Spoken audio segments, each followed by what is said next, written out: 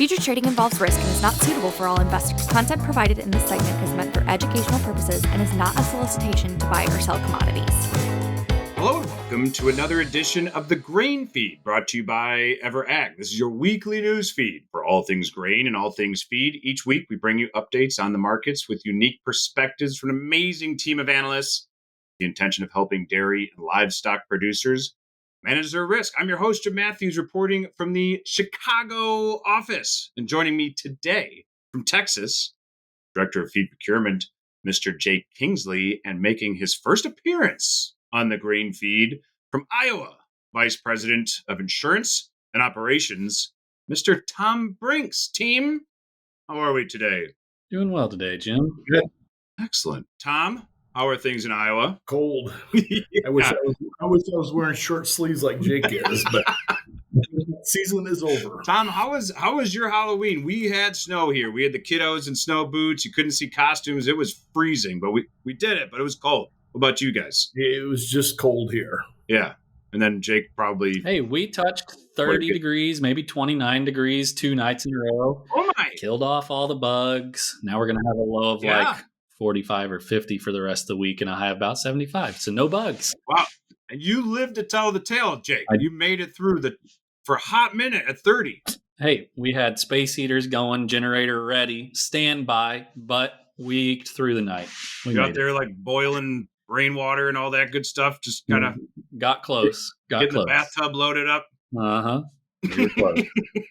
I'm glad we all lived to tell the tale after Halloween this year. Life's a lot simpler in Iowa. I mean, you just keep chocolate from melting, where I didn't realize Halloween was that complicated.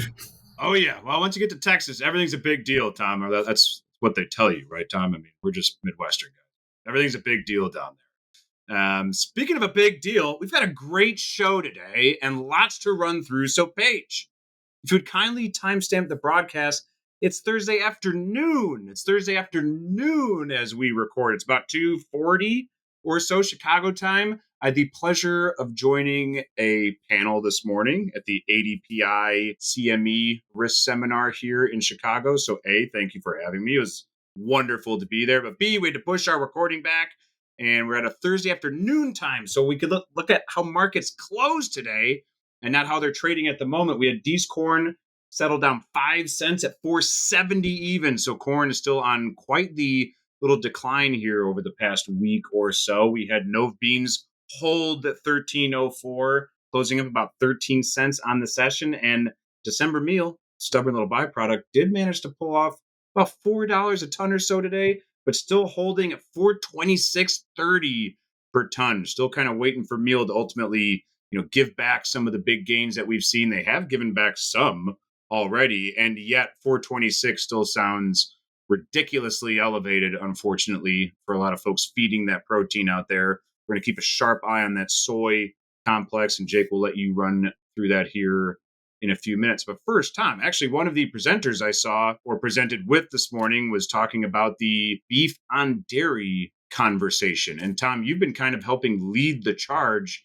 here at EverAg, traveling the country, talking to a lot of our dairy and cattlemen about this beef on dairy program. Would you mind diving into that a little bit and explaining what you've been doing for folks around the country? Yeah, this is an exciting project.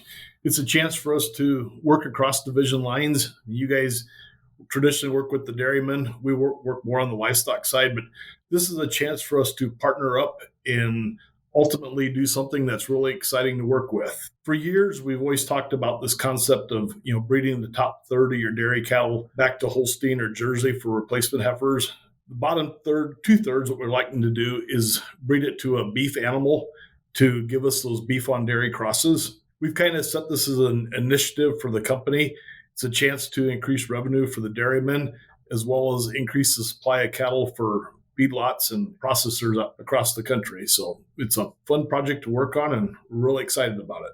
Okay. And is there anything in particular in the markets that have kind of maybe triggered a little bit more of a push to kind of run through this idea of this beef on dairy initiative? So there's several things, and I'll kind of jump around and then hopefully try and tie it all together. But we've all heard of the cattle cycle, and we're currently on the what many would call the high side of the cycle. We've got low beef numbers, low number of calves coming to feedlots.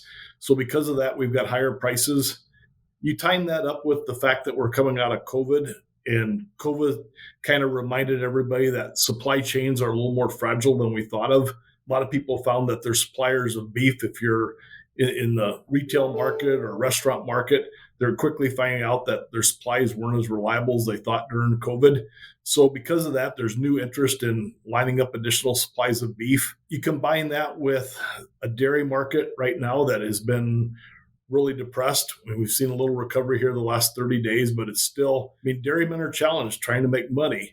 So our goal is to kind of combine forces and to be able to work with our dairymen to either increase the value of those calves that they're selling to become a new revenue source for the dairy, or potentially long-term create some opportunities if they want to retain ownership for those calves moving forward. On our side with our livestock guys, a lot of the feedlots we work with, backgrounders and different things, it's a chance to bring in quality beef and kind of start to line and define what those supplies look like.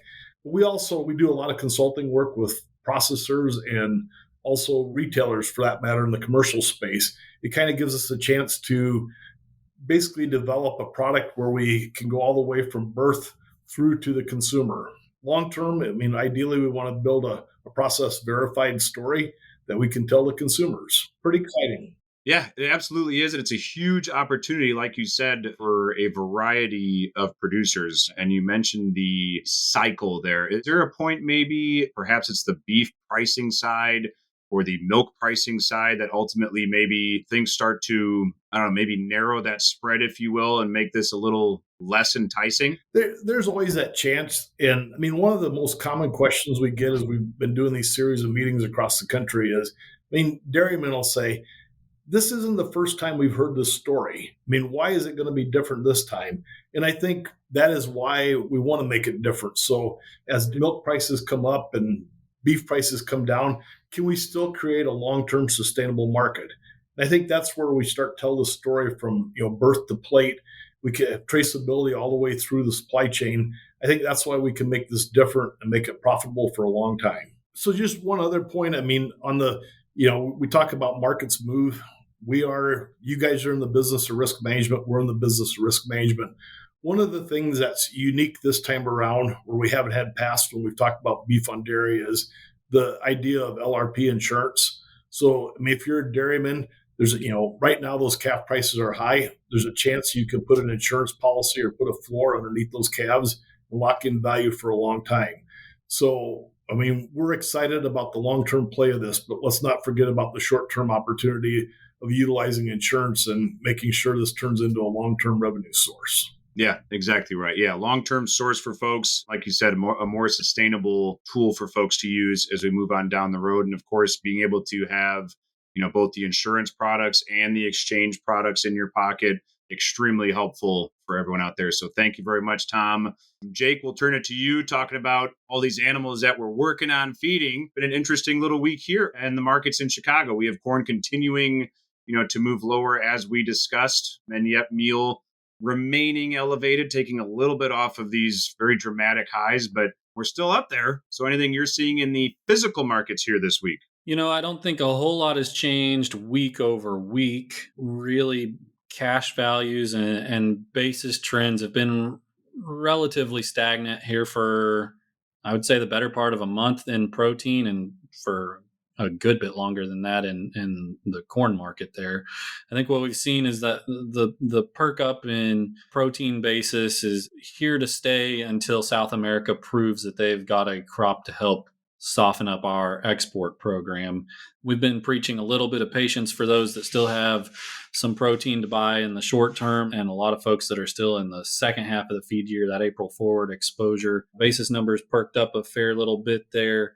And I think if we don't see some good planting progress over the next couple of weeks, we'll start to really close that opportunity window, particularly in Argentina, and we'll likely see some acres move over to corn or wheat. And then the pressure will be on the U.S. market to serve world demand needs for a while until we either get better than expected yields out of South America, or we turn around and we start to get another crop out of the U.S. So feels like some of the opportunity is starting to slip away there. We've got a little bit of time left, but that's been one we've been monitoring fairly closely. Now, Argentina did catch a little bit of precipitation here over the last week or two that's helped out. And I think the market is doing everything it can to encourage these folks to continue to plant beans as far into the season as they can. Like you said, corn really hadn't done much. It's kind of revisiting its low tide mark, and soybean meal is just hanging on right up there closer to some of these contract highs. So we got a little bit of time, but it's starting to feel like some of the opportunities are fading in that one. And the corn front's a little bit different. We've seen a decent bit of volatility, I guess you could say, in the basis market there, as opposed to futures being really range bound. And I think that's largely due to we got started with harvest. Guys got out and got that first bit of corn out of the field. We saw some basis numbers kind of drop back. And then they started to get into some wetter fields, higher moisture corn, or they just shifted over to beans to get those out before the weather changes and they start to affect yields in the bean crop. And so you saw very select markets start to really run corn basis up for shipment for 1 or 3 days or a week to get good dry product into, say, some of these ethanol plants and some of those things. And we're starting to see that trend back the other direction now. We're starting to see wider swaths of the corn crop are dry and ready to go into the elevator. More and more folks are wrapping up their bean crop and getting more heavily involved in their corn harvest. And so we're starting to see bins start to fill up, dryers start to fill up, and that basis value starting to drift back lower towards what we'd call more normal harvest values. So I think there is opportunity in that to go get some of those values locked up. We're not super anxious about the corn crop and prices there. Just with we're going to end up with a balance sheet of 2 billion bushels or so, which is very healthy and not a whole lot of concern around that. So we're not getting out into super long-term contracts on the corn front here, but taking advantage of some of these harvest lulls, particularly in basis, is something we're still advising folks to take advantage of, and then maybe go a little more hand to mouth on the back half of the feed year for a while, see if maybe some of this carry comes out of the market, or South America starts to put in some more corn acres and continues to soften up our export program as they had last year, and China goes in and buys a lot of product from Brazil again. There's no reason to believe that we have to hold on to $5 corn here with 2 billion bushels in ending stocks and another crop coming out of South America. I think, as we've talked, the biggest supporter of price in the corn market continues to be the protein balance sheet here in the U.S. and around the globe. And so if we can solve that piece, maybe we see some softness across the entire feed market. But again, these are cycles, and fundamentals haven't quite let us break all the way to the bottom end of those cycles. So managing some upside risk where we can, looking for opportunity out forward if we can put a few details together there. Yeah. And I think, Jake, everything that you discuss here week to week, I think the market continues to confirm your sentiments, right? Of there's nothing anxiety building when it comes to the corn market in terms of upside risk at this moment. We've talked about a few factors that could bring us higher. We had discussed maybe crude oil pricing in the last couple episodes just because crude remains elevated too. But yeah, the South American story feels like it's shifted a little bit. It does feel like the Argentines have had a little bit of relief maybe in the last week or so, which we were hoping for a little bit more pullback, I think, on the soybean and soybean meal markets here at the exchange.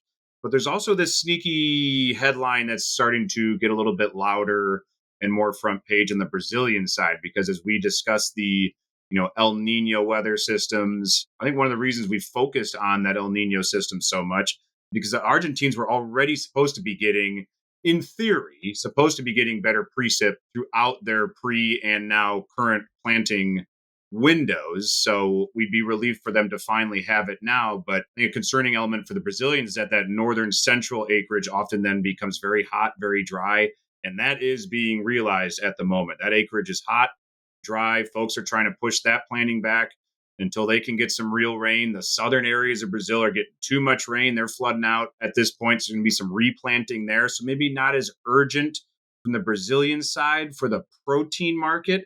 But I think for the corn market, it just kind of is that ultimate underlying support maybe until they do potentially get rain, because it's that second crop, that they plant that will ultimately be that large exportable crop that the global marketplace turns to. So we are continuing to creep up onto a time where it could be a lot more concerning if those areas do not get any rain. But again, thankfully, Argentines have had some. Meals come back a little bit. For the sake of our dairymen, we're hoping for more at this stage. So from there, I think we've done a great job so far. Tom, thank you very much for joining the show today. It's been a real pleasure to have you on and talk about a different side of the market that we don't always take the opportunity to touch on. So thank you very much for that. And Jake, of course, it's great to have you back. Jake, you took last week off. We did it. We managed, but it's better to have you on. We appreciate you being here. And Jake, real quick, I'm going to throw this out there for you. Okay. I heard this on Halloween. Okay. Knock, knock. Who's there? Boo. Boo-hoo. Well, Jake, you don't have to cry. It was just a knock-knock joke, okay? So let's not ruin the show for everyone by getting all sad, okay? So we're just going to close things out there. We'd like to thank Corey and the Everegg Insights crew for their support. A big thanks to Paige for production magic. Thank you to the viewers for watching the Grain Feed. Contact information is on the screen. We greatly appreciate your feedback. That's all for today. See you next time on the Grain Feed.